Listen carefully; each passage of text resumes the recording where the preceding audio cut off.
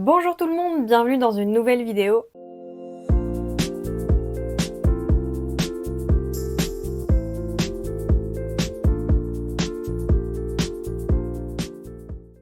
Aujourd'hui, on se retrouve pour l'update lecture du mois de janvier et j'ai 4 livres à vous présenter. On va commencer tout de suite. Le premier livre que j'ai lu, c'est un livre en anglais. Il s'agit de The Silence of the Girls de Pat Barker, mais j'avais bien entamé en 2025 puisque j'ai commencé... Attendez que je regarde sur mon tracker de lecture. Je l'avais commencé le 8 décembre et je l'ai terminé le 7 janvier.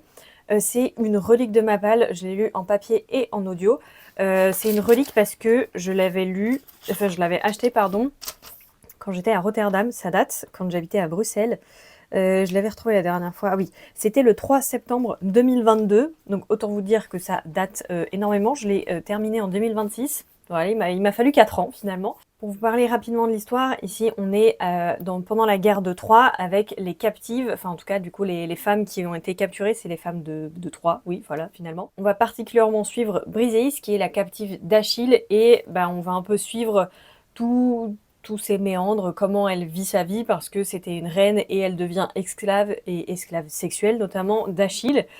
Et voilà, sa venue va engendrer certains problèmes entre guillemets et voilà, va s'en découler un peu toute une histoire avec la fin d'Achille qu'on connaît tous finalement. Que dire de ce livre? J'ai mis beaucoup de temps à le lire. Le niveau d'anglais, j'ai trouvé, était un petit peu plus complexe que ce que j'ai pu déjà lire. Il y a une terminologie assez spécifique par rapport à la guerre et je sais pas, j'ai trouvé un peu plus complexe à comprendre, mais bon, après ça a été, j'ai réussi à capter ce que ça disait. Enfin bref, c'était pas hyper complexe à comprendre, mais c'est un degré un peu plus élevé que la romance que j'ai pu lire ou d'autres choses, quoi. Que dire également? Tous les hommes sont des énormes connards dans ce récit. Voilà, une surprise, pas tellement. Le pire de tous, Agamemnon. Agamemnon est un énorme chien de la casse, on peut dire ça comme ça. C'est cru, mais écoutez, il mérite. Et j'aime toujours pas Achille, je trouve toujours aussi égoïste et profondément stupide. En fait, je l'ai lu très lentement et en même temps, j'ai pas été hyper captivée par l'histoire parce que on parle de Briseis, qu'on va la suivre, et au final, on parle énormément des hommes et très peu des femmes, alors que le point de vue de l'autrice, c'était plutôt de parler justement des femmes, de ce qui leur arrive, etc. On en parle quand même pas mal, enfin, on parle un peu de ce qu'elles vivent et de ce qu'elles subissent surtout, mais c'est toujours du point de vue masculin, dans le sens où tout ça est de la faute des hommes, euh, parce que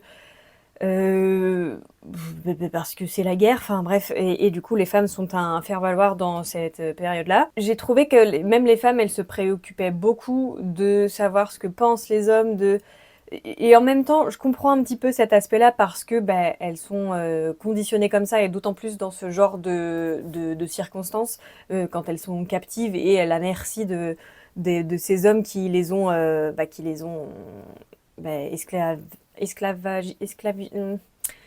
rendus esclaves. Globalement, je suis un peu sceptique face à cette lecture parce que j'ai trouvé que ça restait assez en surface par rapport à ce que voulait dire l'autrice et ce que voulait dénoncer l'autrice. Et je sais qu'il y a la suite et je ne la lirai pas parce que je n'ai pas été assez intéressée. Attendez, je vais pas y arriver. Voilà, c'est bon, j'ai un cil qui me rentrait dans la...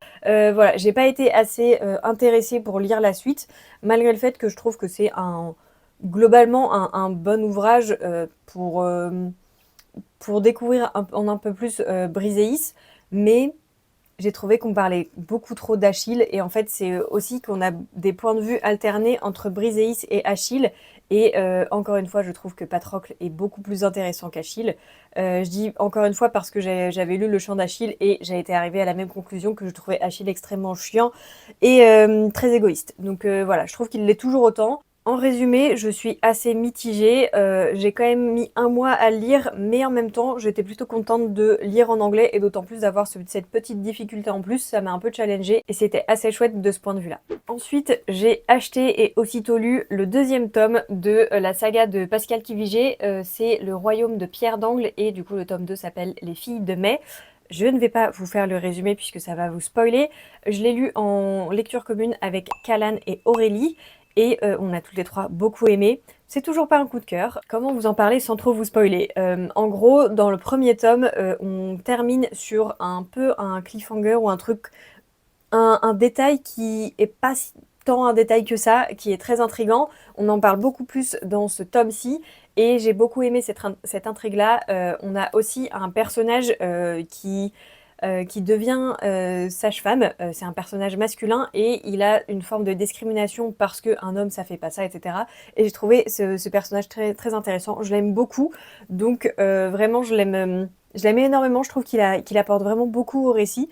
Et là, on ne se focalise plus simplement sur deux protagonistes, même si ça reste quand même des personnages vraiment centraux. C'est des personnages qui restent au cœur de l'histoire, et d'autant plus, là, il y a un événement particulier qui fait qu'on les voit vraiment beaucoup et qu'on a très envie de savoir ce qui va leur arriver.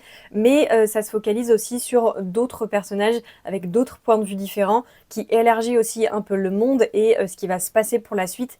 Et il y a un personnage en particulier que je trouve extrêmement intriguant, très mystérieux, et encore une fois, on se termine avec un truc qui va se passer pour ce personnage qui donne trop envie de lire la suite. Je me suis pas encore procuré la suite, ça ne saurait tarder parce que je pense qu'on va continuer tout au long de 2026 avec Callan et Aurélie. Et là, d'autant plus, il nous reste que 2 tomes parce que ça se termine en 4 et j'ai très très hâte. C'est un très bon récit. Et voilà, il y a plein de choses qui vont se passer et qui me donnent beaucoup, beaucoup envie. Donc je suis très contente d'avoir commencé en 2025. C'est une très bonne saga de fantasy que je vous conseille vivement. Mais en vrai, je ne doutais pas d'aimer parce que Lucie en a fait la propagande depuis, allez, 2023, quelque chose comme ça. Donc honnêtement, je suivais ses conseils. Le troisième roman que j'ai terminé en ce premier mois de l'année, c'est Les voleurs d'innocence de Sarah Walker aux éditions Gallmeister. J'allais dire, j'ai pas dit qui étaient les traducteurs, mais il n'y a que pour celui-ci qu'il y en a un. Ici, c'est traduit de l'anglais américain par Yannick Join de Laurence, ou Laurence, je ne sais pas. Alors, pour vous parler rapidement de cette histoire, ici, on va suivre une sororité, du coup, une sororie de 6 sœurs. Comme d'hab, je sais toujours pas comment on dit une sororie. Bref, que des sœurs.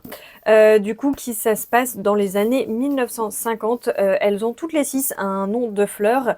Et on va voir que quand l'une des sœurs se marie, elle meurt peu après. Et ça va être la même chose pour chacune des sœurs, sauf une, qui va nous raconter justement l'histoire de ses sœurs et de ce qui s'est passé dans son enfance. J'ai vraiment bien aimé, je l'avais commencé en 2025, c'était l'un des fameux romans que j'avais commencé et jamais continué. J'avais lu une centaine de pages, je sais plus exactement. Je l'ai relu en diagonale les centaines de pages pour ça me rappeler un petit peu de ce qui se passait et de ce que j'avais déjà lu. Globalement, j'ai beaucoup apprécié cette histoire de sœurs qui meurent après s'être mariées et il y a une ambiance assez lourde, assez pesante. Il y a un style un peu gothique aussi parce que la maison aussi, elle fait vraiment partie de l'histoire des sœurs. Ça porte beaucoup, il y a, il y a beaucoup de souvenirs reliés à cette maison et j'ai trouvé aussi que la décoration faisait partie intégrante de l'univers de ces sœurs. Elles dorment en paire, du coup les 2 premières sœurs, les 2 aînées dorment ensemble, les 2 du milieu, les deux plus petites et en gros chacune a un mur peint avec sa fleur attitrée. Aster, c'est la première sœur, donc c'est des fleurs d'Aster. Rosalinde, effectivement, c'est la deuxième, donc il y a des roses, etc. Et j'ai trouvé que ce point-là était hyper intéressant et assez pertinent, pardon. Et on voit vraiment toute la symbolique de leur prénom, tout ce que ça représente et à quel point ça peut devenir assez pesant.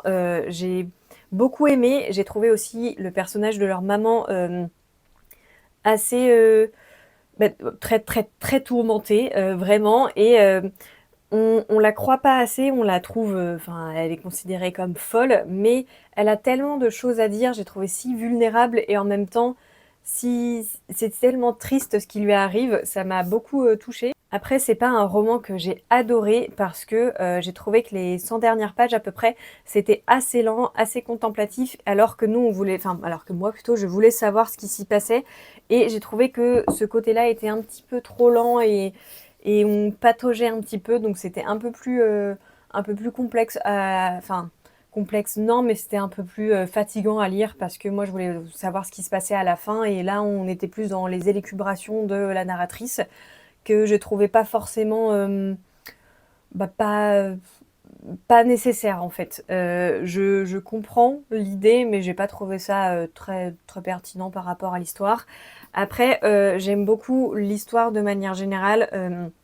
C'est une ambiance qui me fait penser un peu à une autrice comme Tiffany McDaniel parce que on a cette ambiance de petit village américain dans les années 50. Enfin, si jamais vous avez lu Betty ou surtout L'été où tout a fondu, je trouve que c'est assez ressemblant dans l'ambiance où il y a ouais, ce côté où tout le monde se connaît et en même temps, eux, c'est un peu une famille assez à part. Parce que elles sortent jamais et la maison les enferme un peu. Elle l'appelle cette maison d'ailleurs le gâteau de mariage et j'ai trouvé ça vraiment bien pensé. Et voilà, le gâteau de mariage avec ce qui leur arrive, etc. J'ai trouvé ça très très sympa à lire. Le livre m'a d'ailleurs inspiré une trop belle page pour mon carnet de lecture. Déjà, regardez-moi cette première page, c'est pour janvier. Voilà, ça que je voulais vous montrer. J'ai tout pris sur Pinterest. Le fond, c'est un... C'est quoi déjà? C'est ce qu'on... Vous savez ce qu'on donne pour protéger les fleurs, pour les bouquets de fleurs. Ben voilà, c'est ça comme fond. Je les garde et ça me sert plus tard. Après tout ça, j'ai trouvé sur Pinterest. Les noms, je les ai mis dans du papier un peu de soie, pareil, recyclé de je ne sais plus où. Et comment ça s'appelle? Le stickers, ça vient de Etsy, mais j'ai plus aucune idée d'où il vient. Lisez pas parce que probablement ça va vous spoil. Voilà, comme ça vous êtes prévenus. Mais je suis trop trop fan de cette page. Du coup, j'ai pris chaque petite mince. Voilà, chaque fleur est une sœur du coup et j'ai trop kiffé faire ce truc là.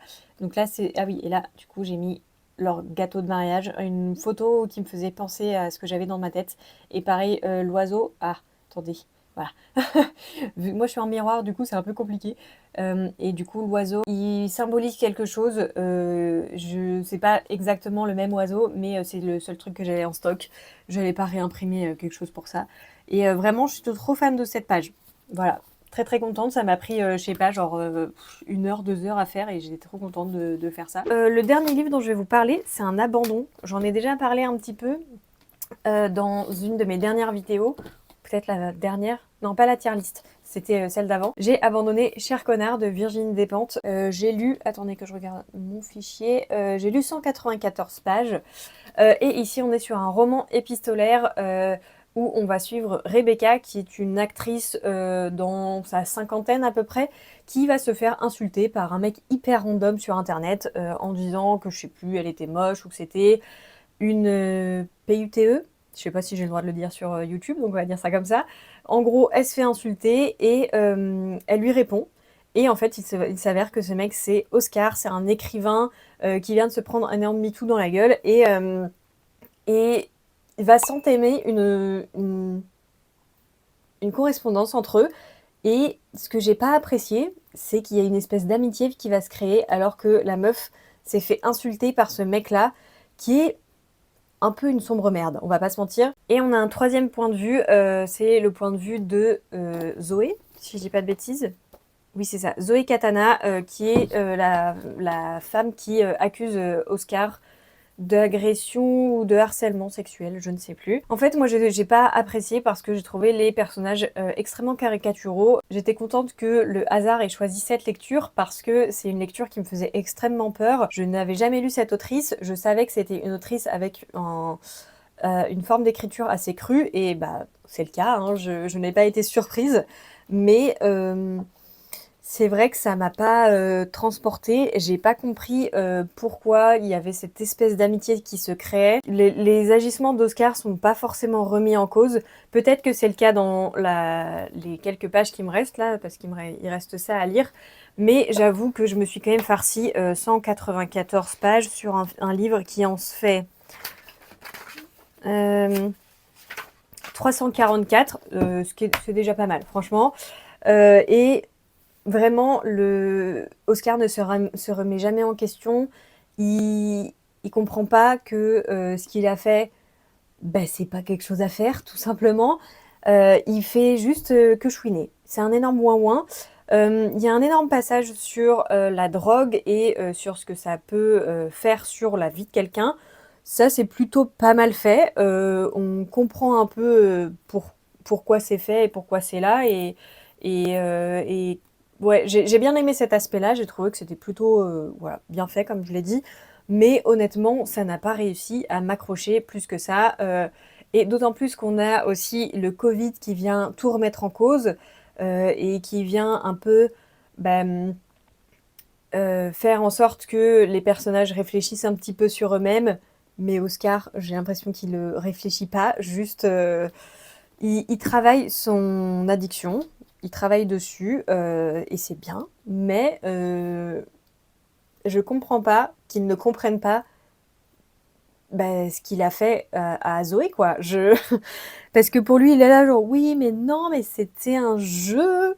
Non! Enfin bon, bref, j'ai pas trouvé ça pertinent. Je crois que c'est le mot que j'ai le plus dit dans la vidéo, c'est possible. Mais ouais, c'est un abandon. Je suis un peu triste, honnêtement, de ne pas avoir accroché. Ce qui m'a moins plu aussi, c'est que je l'ai écouté aussi un peu en audio. Je l'ai pris sur Spotify. Et l'une des narratrices, c'est Béatrice Dalle. Du coup, elle joue Rebecca. Et je trouve que Rebecca est vraiment emprunté à vraiment tous les codes de Béatrice Dalle.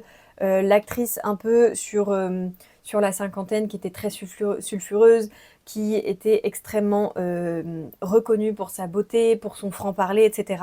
Et j'ai trouvé que c'était vraiment juste Béatrice Dalle qui s'appelle Rebecca, quoi. Et j'ai pas forcément apprécié aussi la façon dont Béatrice Dalle narrait parce que il y a beaucoup de fois où elle changeait les mots, ou parfois elle ne lisait pas certaines phrases.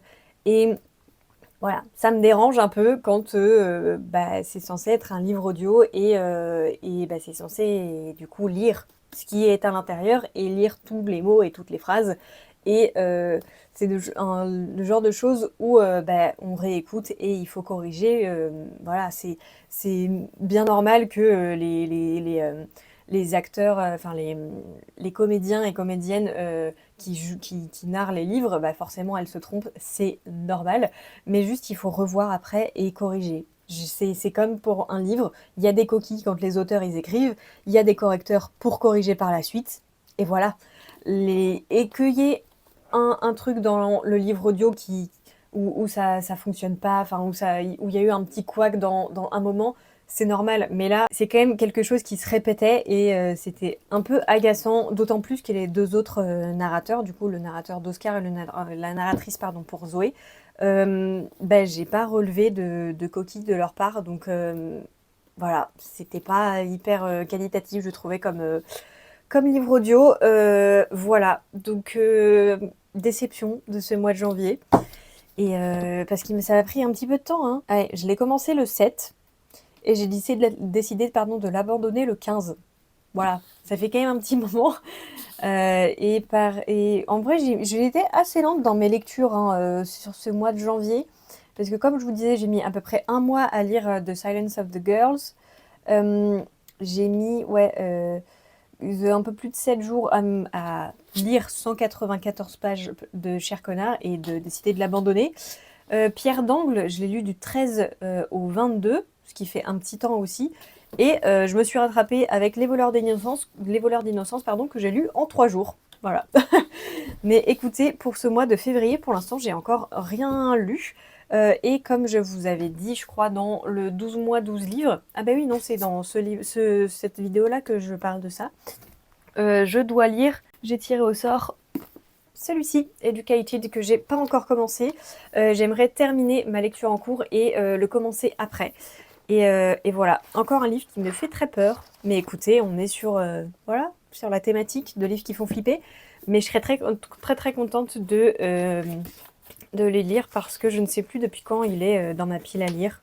Je crois depuis 2022 aussi, quelque chose comme ça. 2021 ou 2022. Je ne sais plus. Bien, écoutez, j'en ai terminé avec cette vidéo. J'ai lu 3 romans. Enfin, 3 et 1 abandonné. Écoutez, je suis assez contente quand même de les avoir lus et d'autant plus d'avoir lu quand même deux petites reliques. Enfin, 3 si on compte celle-là. Et bah, du coup, après, j'ai acheté celui-ci, mais je l'ai lu dans la foulée, donc plutôt cool. Et voilà, je suis très contente de reprendre ce type de vidéo. J'espère qu'elle vous aura plu. N'hésitez pas à me dire tout ça en commentaire si jamais vous avez lu certains de ces livres, si jamais vous avez aimé Cher Connard ou si vous avez un avis dessus, que ce soit négatif ou positif. N'hésitez pas à me dire, je suis vraiment très curieuse d'avoir vos ressentis là-dessus. Et bah, pareil pour tous les autres. Et voilà, je vous souhaite une très bonne journée, une très bonne soirée. On est encore une fois dans une configuration où c'est tard le soir. Mais écoutez, j'espère que vous m'en voudrez pas trop. Et voilà, j'ai dit que je vous souhaitais une bonne journée, une bonne soirée, je ne sais plus. En tout cas, encore une fois, bisous et à la prochaine. Ciao!